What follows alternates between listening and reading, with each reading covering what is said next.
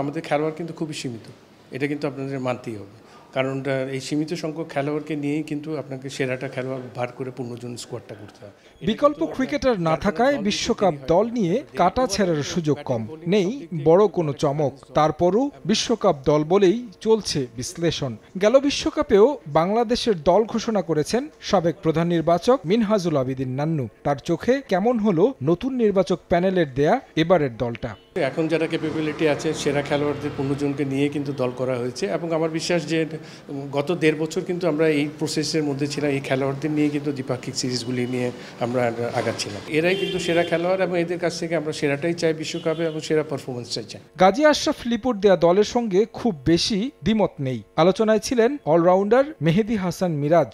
সরাসরি এই অলরাউন্ডারের কথা না বললেও দলে একজন ব্যাটসম্যানের অভাব দেখেন নান্নু। এখানে কিন্তু 4টা স্পিনার আছে এবং 4টা সিম বোলার আছে, এবং যথেষ্ট ভালো কম্বিনেশন হয়েছে এই জায়গাটায়, এবং একটা এডিশনাল স্পিনার এই জায়গায় একটা ব্যাটসম্যান আসতে পারতো, কারণ এখানে হয়তো চিন্তাভাবনা করেছে যেহেতু আপনার অনেক দূরে খেলা এবং এখানে অ্যাডজাস্টমেন্টের ব্যাপার আছে।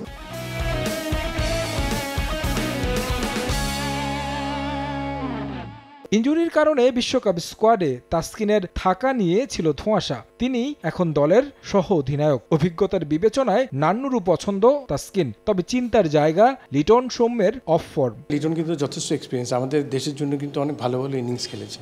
ক্রিকেটারদের কিন্তু আপস অ্যান্ড ডাউন আছে পারফরমেন্সে, সবসময় কিন্তু গ্রাফটা একই জায়গায় থাকে না, এটা মাথায় আছে। এবং ওর যে এক্সপিরিয়েন্স আছে, হয়তো টিম ম্যানেজমেন্ট এবং সিলেকশন প্যানেল মনে করেছে যে ওর এক্সপিরিয়েন্সটাকে নিয়ে যায়, কারণ একটা স্কোয়াডের সেকেন্ড উইকেট কিপারও দরকার, কনকাশনের ব্যাপার আছে। স্ট্যান্ড বাই তালিকায় 2 ক্রিকেটার হাসান মাহমুদ ও আফিফ। বিশ্বকাপটা যুক্তরাষ্ট্র ও ওয়েস্ট ইন্ডিজে, তাই আরও একজনকে এই তালিকায় রাখা যেত বলে মত সাবেক প্রধান নির্বাচকের। অবশ্যই আলোচনা হতো, কিছু কিছু জায়গায় হতো, এবং রিজার্ভের আরেকটা খেলোয়াড় রাখা উচিত ছিল। এখানে মোসাদ্দেককে চিন্তা করে রাখা উচিত ছিল, কারণ ফার ইস্টে খেলা আছে, কারো কোনো ইনজুরি প্রবলেম হলে, কোনো ব্যাটসম্যানের যদি অলরাউন্ডারের কারো কিছু হয়, ইমিডিয়েট রিপ্লেসমেন্টের জন্য। নান্নুর দেয়া 27 সদস্যের পুল থেকেই গঠন করা হয়েছে বিশ্বকাপ স্কোয়াড, যা কিছুটা হলেও তৃপ্তি দিচ্ছে সাবেক প্রধান নির্বাচককে। বিশ্ব আসরে সবাই সেরা পারফরমেন্স করবে এমন প্রত্যাশা তার। তারেক হাসান শিমুল, সময় সংবাদ, ঢাকা।